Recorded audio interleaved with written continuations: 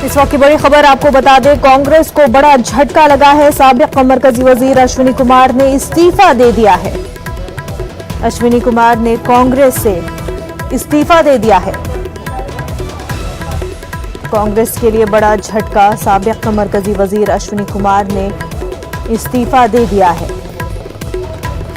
अश्विनी ने कांग्रेस से इस्तीफा दे दिया है। चुनाव के माहौल के बीच में बड़ा झटका लगा है कांग्रेस को। अश्विनी कुमार ने इस्तीफा दे दिया है। अब इसका खसारा कितना कांग्रेस को भुगतना पड़ेगा, ये देखने वाली बात होगी। आपको बता दें 5 रियासतों में चुनाव भी जारी है। इस बीच अश्विनी कुमार जो कि साबिक मरकजी वजीर हैं, उन्होंने इस्तीफा दे दिया है। कांग्रेस से अश्विनी कुमार ने इस्तीफा दे दिया है।